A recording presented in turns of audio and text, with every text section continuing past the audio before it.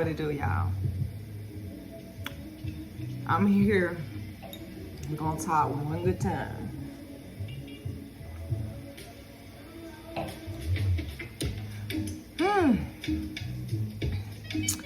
Baby. Spirit had something in store for my ass 2020. That's why they had me to be still.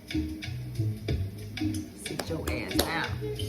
I think in one of my earlier videos, I told y'all about how the first new moon of 2020 came through for me. Set me down. That's what I needed. I needed to sit down. I needed to sit down. I needed to gather myself. I needed to come back home and talk about that and find your way back. But Spirit was really preparing me for what was coming. And they sent so many signs through dreams, through synchronicities. The dreams, oh my God, I had a dream with my worst fear and my truest heart's desire in the same dream. How fucking weird is that? But it was a vision, it was letting me know it was time. And I wasn't ready to accept this shit. I mean, they sent the animals. They sent it all, honey, trying to let me know what was going on. But I learned that I did not trust myself because I didn't want to accept what I was being shown, what was coming to me. I didn't want to accept that. But I am at peace with it. You know, looking at the alternative. Because I guess that was part of Ascension, I guess. Now that I think about it in this moment, right now. That was, I would say, maybe part of the 3D. As in a selfish way, I would say. But we're going to break it down. Well, if you don't know, most people know, if you probably know ID, you might know. If you know me personally, then you know that I lost my mother on the 15th of December, 2020. And I thought I was gonna slide up out of 2020. My mama, I said this shit in my head. I said, ooh, I'm gonna slide out in 2020 with my mama because she ain't doing it. We ain't care. Ain't nobody got down.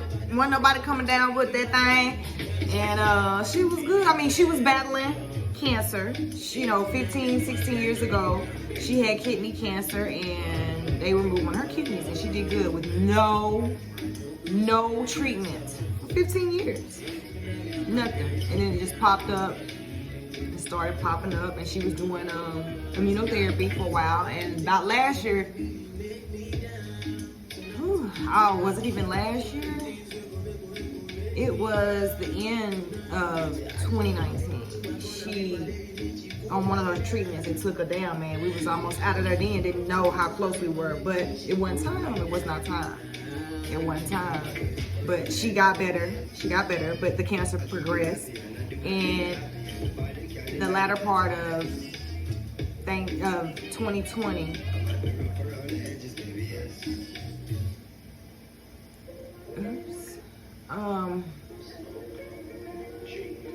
latter part of 2020, she started to, the treatment seemed to be working, but it was popping up in other places, And holistically, it doesn't matter at this point, but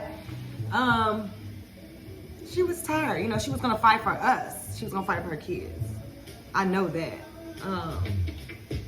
But I know she was tired, and I know she missed her husband. December was their 20th wedding anniversary.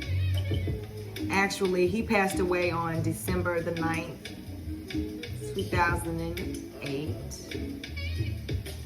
And that day she started feeling sick, of 2020. December 9th, 2020, she started feeling sick. We thought it was her chemo pills because she just started taking chemo pills a week before. And they were gonna call, you're taking chemo. So we were expecting them to have some type of side effects. So she started, we thought they were side effects. Within, you was good, and then bam. Monday, you was talking to the doctors about your side effects.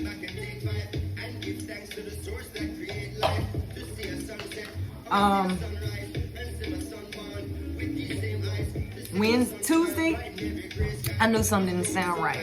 And just a conversation, it was short, it was brief, and then I didn't like her. And Wednesday, I really knew something wrong. Something ain't right. Thursday, I texted, I called my sister. She said, hey, I'm here with mama. She wants herself. That's number 3. She wanted herself. So she got her friend to come stay with her. To look after her because she couldn't be there by herself. I didn't know, I'm in Houston, so I didn't know how severe it was. So I was like, well, do we need to call the doctor? Because last time the medication damn near took her out. So we don't want to get that bad. So, I was like, well, it's Thursday afternoon. I'm like, okay, let's see how she do. My sister's gonna stay there with her over the night. She having symptoms that we were thinking were from the med. So I called the doctor first thing that Friday morning. They were like, okay, go ahead and bring her in. Let's do some tests, give her some fluids. Okay, now last time y'all gave fluids, this time we don't want, we want to find out what's going on, what's causing these problems. So she gets there.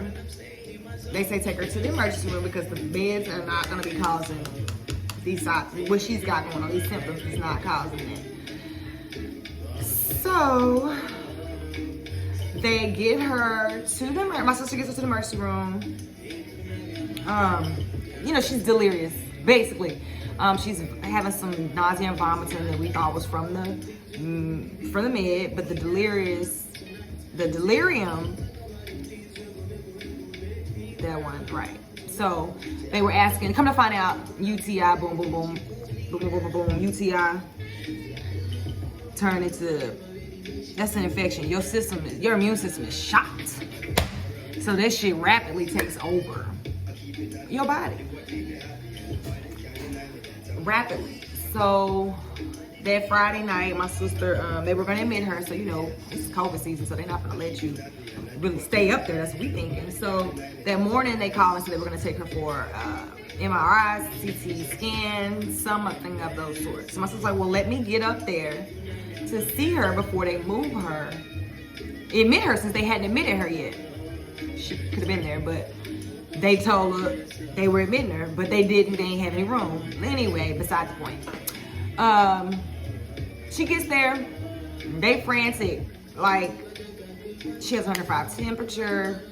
Where the fuck this come from? Because her friend had been checking her temperature, her blood pressure, and everything was copacetic, I think my sister said she may have had a little fever that night, but it was at 105 that morning, Saturday morning. So they were asking her questions like, what do you want us to put on a ventilator? And, we're like, what? How we go from this to that? A ventilator, we so hearing about this other shit going on, we automatically like, no, what? So we're like, yeah, save a life, basically. So my sister's like, you need to get here. I drove from Houston to Fort Worth, got there. As soon as I got to the emergency room, they had just moved her room because my sister asked them had they did her COVID test. They hadn't done it. They said they did, which we knew she didn't have COVID. She did not. But they were gonna move her to ICU. Yeah, they told my sister they were moving her to ICU because her temperature and she had labored breathing, and that's why they were asking. I'm sorry, they were asking her that they want to put her on the ventilator. So I get there, I don't see her in her room, and I'm like, I just got here from Houston. Where my mama at? And I hear the nurse on the phone going over her stats or whatever. And so the supervisor was like, well, she's in ICU, but she can't have visitors because she's in the COVID ICU. And she said, I'll take you upstairs. Let me tell you, this is how angels work. It's an earth angel right there, okay? She said she was a supervisor. She took me upstairs and she's asking me questions that I'm not prepared for. Like, how far do you want us to take this?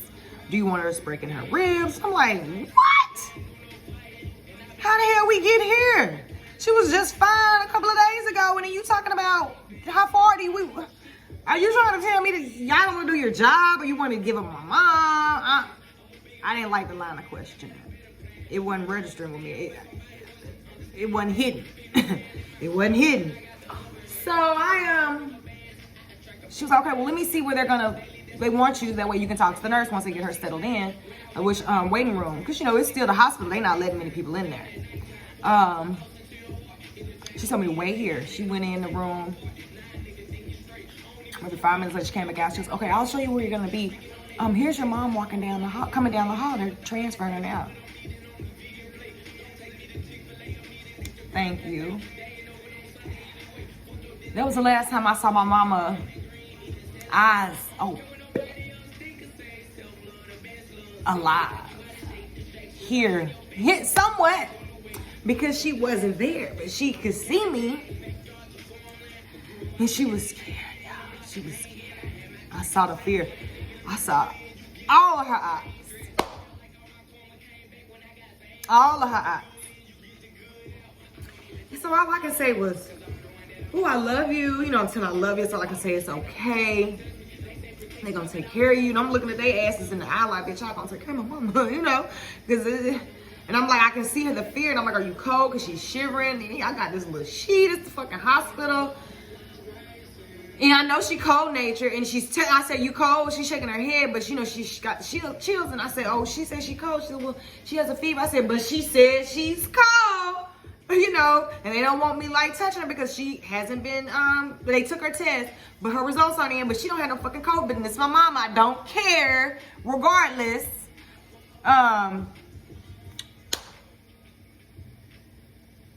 But she was afraid, and I didn't want her to see me get upset, and I was about to get upset, so I was like, okay, y'all go ahead and take her, please take her to where she need to get, so y'all can get her right. So I went in there, and I sat down, and the lady, and at that time, it shit still was not, I wasn't comprehending what that lady said. She said, she thought she was urosepsis. I'm like, what? Speak layman's terms, please. I don't know what I know what sepsis is, but okay, how far are we talking? Can this turn around? You know, like y'all got meds. They were like, we're working really hard to get her temperature down. Woo. Okay, so that visitation was over at like 6, so I had to leave.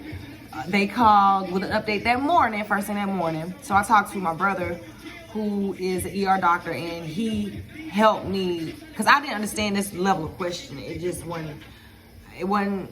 Why are they trying to get me to give up? So he helped me understand, like, your mother doesn't have a directive.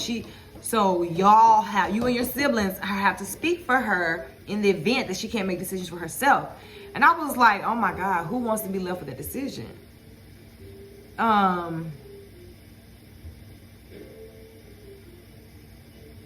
Who wants to be left with that decision for their mama? You know what I'm saying? Like, I know, what's the prognosis? You know, where's the doctor?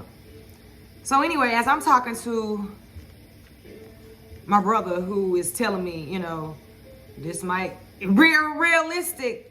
This might be the end. Like, if she comes to you, need to ask her, what does she want y'all to do? What does she want? Does she want to be on the tube? Because at this point, if they get on a ventilator, it's how long is she going to be on a ventilator? You know? And so they call me while I'm on the phone. And he says, this might be it, you know? And I says, call me back. I called, they said, Mom, she's coding. Shh.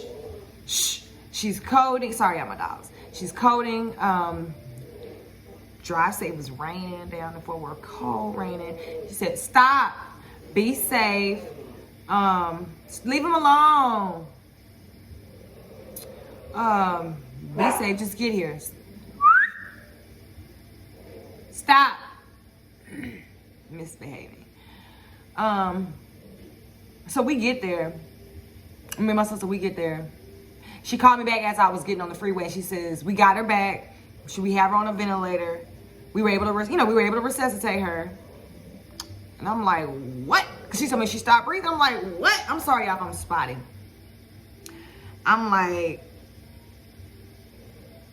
so we get there. We had to sign forms because they let us on the COVID ICU. Because she was like, you're going to meet with the chaplain, decide what do you want to do. She's already coded once. It wasn't for very long. But when you lose oxygen, I know my mama would not want to be. She would not want to be in a nursing home. She would not want to be dependent. She would not want to be a vegetable. She would not want any of that. And so as we were there, sitting in there, she coded again. And they said, come on, we're going to let you, they didn't let us in the room while they were doing their thing, but we could see. And so they were like, well, stop it. What do you want to do? We were like, we want to save her. being in the selfish. She's here. Let's, and then you go back and forth with, okay, well, if she calls this next time, what do we do? Like, because at this point, your life, quality of life, what is it? So that shit was hard as fuck. But I look at it in retrospect, like if she would, we said save her. But if we would have said, do not resuscitate, she would have died by herself in the hospital. Cold as hell, because her ass was ice fucking cold when I got there. I had to warm her. I held her hand and it warmed her up. Like, that was hard. That was a Sunday morning. Tuesday, she did good. My stepdad, he left on a Sunday morning. Okay. They were in bed when she heard him trying to go. But that was okay, we get to Tuesday. She finally gets her results back. They got her results back that Monday. No, actually that Sunday afternoon, but they were waiting for, shift and all that kind of shit to get her transferred to her room. So they finally get her in her room. They said that they would keep her stable. They had to, do some of her vents, but her blood pressure was dropping. Like, her kidney wasn't functioning. She has one kidney, remember? She wasn't functioning. But she was in her room and they said, okay, you can come visit. I was there, right there. When I saw her, that was not my mama. Oh my God, it was not her. And I felt so bad for being selfish, saying save her when I know she wanted to go and she was tired. I know she didn't want to be right here in pain, body shutting down. That was really hard, but it allowed us time for her to get her last goodbyes. She got to speak to some loved ones. She got to, but through all that medicine,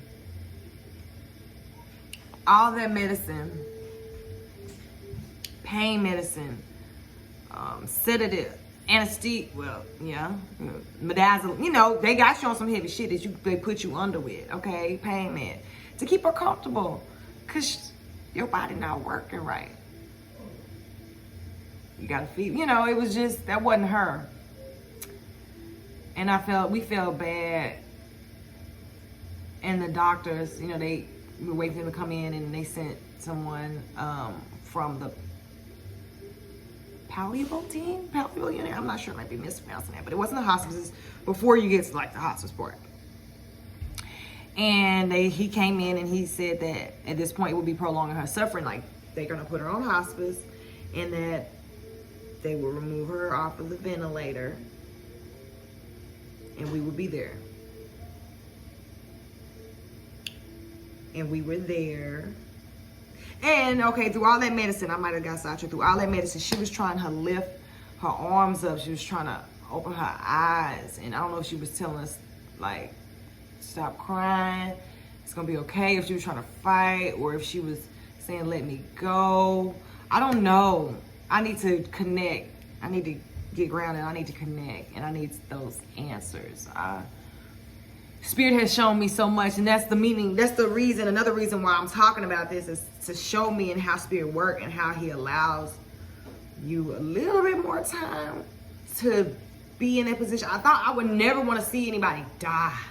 I never want to see my mama die. I would never want to see, I was there, but we were able to hold her hand, watch her take her last breath, or just the color of her lips and her color leaving like that. It was just something I would never want to experience again from a love view one standpoint, but on a soul purpose standpoint of helping someone cross over, it's a different situation. But I'm grateful that we had that time. Even though it felt like we were being selfish, it gave us a little bit more time. That way she wouldn't have to go by herself. We were there for her. As soon as she passed, and we did the wobble, cut the music on. We did the wobble for her because she loved the wobble, and she know I don't do no damn wobble, honey. But your girl was in there wobbling, all off beat and everything, doing the slide, the G step, 1, 2 step, whatever. I was wrong, but it was for my mama, and I'm sure she was tickled, okay? But I know she's in good hands because that was the day of their 20th anniversary. That was the day that she buried her husband 8 years prior. And that's love. I know she's taken care of. I know she's got plenty of family. She don't have to worry about shit. Nobody worrying her ass off.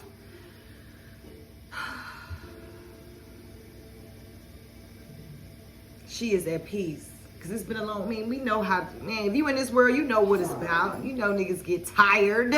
You know people get tired.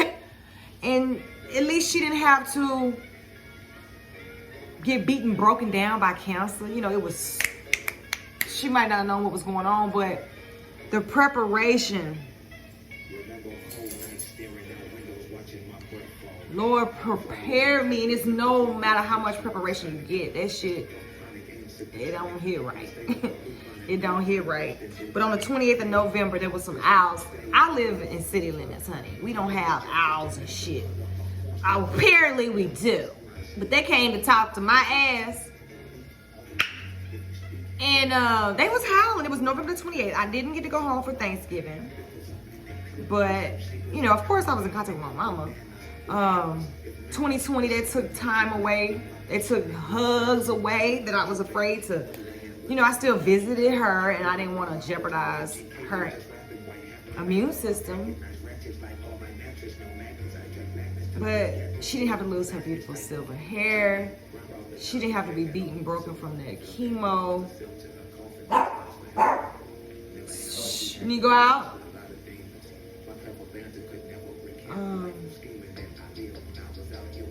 She good. So as long as she good, we good. I'm good. As long as she good, because I will die for her. I will kill for her.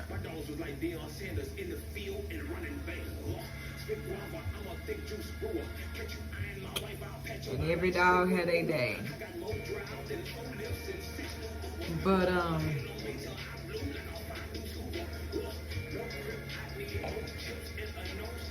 it's been real, man. I had a dream a few months ago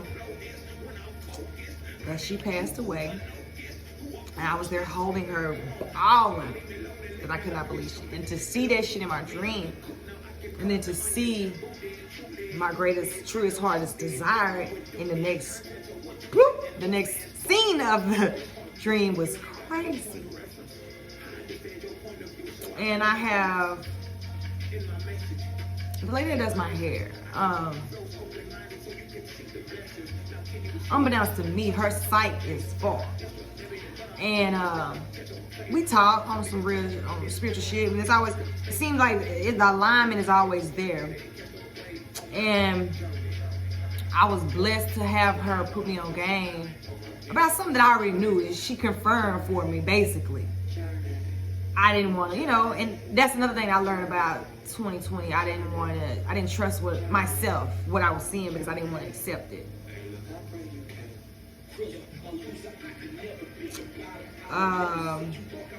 Yeah, I didn't trust myself because I didn't want to believe what Spirit was trying to tell me.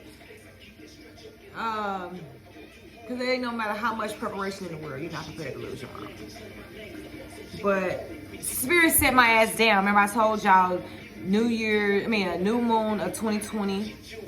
They put me on ice. Bam, bitch, pulled me out the game, set me down. I wasn't tripping. I was not tripping at all because I needed that. That was the solution. And, you know, I tried to move forward, but it was some denials and blockages up in there because I was supposed to be sitting down.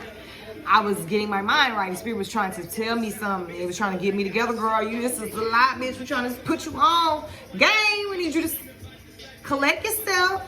Because there ain't no way in the world if you'd have went in there in that mind frame that you were in. Girl, you be calling Martin Lawrence. I be standing in the middle of the street somewhere, butt ass naked, dealing with this. I haven't talked to my mama in a month, over a month, because it was very short conversation because she wasn't feeling good. And she was slipping out of here sick the last 2 times in the time. I mean, I FaceTimed her when she was in the hospital. She was still sitting up, but she couldn't really communicate. I talked to her while she was sick, but she really couldn't.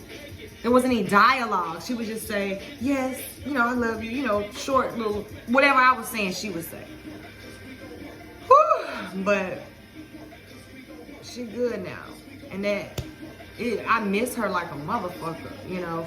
And I'm talking about this because I don't want to repeat this 100 times. And I haven't talked to too many people about like the depth and the details. But man, old girl with the hair, y'all know I'm all over the place. But she told me that mama was tired and she wanted to be with her husband. She told me that. And I knew it. But I didn't know how soon that shit was gonna slide on through and around. I think this was the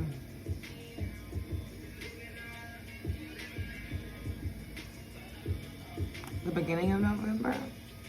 Yeah, this is the beginning of November. Another chick, I think I've told y'all. Oh, if I haven't, I'm gonna put you on. Honey the Goddess. I've been working with Honey the Goddess for a few years now. I want to say maybe since I moved to Houston, 2017, when I got into that scene of, you know, and I only let a few people read. Oh, let me clarify. I only let Honey. Currently in this current energy, I've had other people, but they were. I don't let it, you can't let everybody read your energy, baby. Don't let everybody in on your shit like that, okay? I've been fortunate to have some decent folks reading me, but I don't loan that out very Johnny come lately. But Honey told me I did a solar return or solar reading for my birthday. And in July, she told me something good was gonna happen with one of your mothers in December. Something that was good was gonna happen with somebody's mother. And I was like, okay, so December get here, something good. But it's all about perspective. Perception, excuse me. Perception. Whose perception is that it's good? From her perception, it's wonderful that you are leaving. You are sending, you're going home, baby, you made it. You crossed out of this shit. But for me, that ain't good. I'm losing my damn mama. But it's good in the sense that I'm overprotected to the fact that I understand that she needs her peace. But the selfish part of me, when I said the 3D, I might haven't said that in this video, but from a 3D aspect, I want my damn mama. I don't care. I want her, the physical. But me knowing we are closer now spiritually than we were in I am her, she is me, baby. Her higher self. Like, I have to keep improving. I have to, that's another generational, you know, where I take in her good and I'm gonna pick up the slack. We switching it. I'm gonna be all that I can be for myself, my mama, and my other ancestors. That's the ultimate ancestor now. And I'm glad, excuse me. I'm glad that now I have the knowledge, understanding, and know-how to pay honor, respect to my ancestors unapologetically. You know, show love to my ancestors because that's the ride or die. That's the true ride or die. That's it. But whoo, this was heavy, and this is like 30 minutes. This is too long, but I just wanted to share that intimacy with you. That it's like tomorrow is the 15th, and it's really been a whole ass fucking month that I've been in this world without my mama. I mean,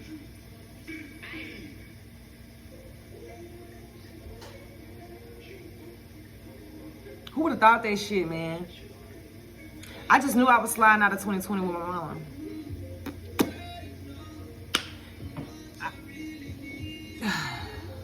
I just knew I was. I just knew I was.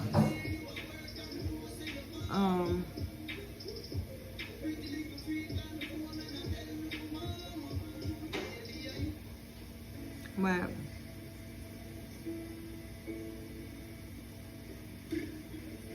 she's here with me. I got another rider to the team.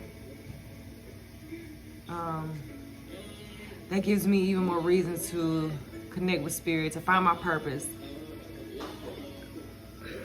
to help people with my hands, to just be able to be there and comfort them and love as they transition. But that's what's up, man. That's all I got for today. That's all I got for today. But Spirit, I had to share this because it's been a year. This is where we are. Where we started, where we finished. First new moon of 2020. They set my ass down to pave the way for where I am today. And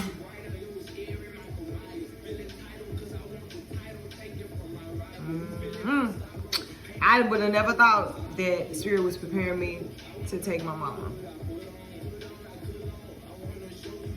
But we good, we Gucci, she Gucci. Long as she Gucci, I'm gravy. Long as she Gucci, I'm gravy, baby. But that's all I really got for y'all. I'll let y'all next time, baby. Bye-bye.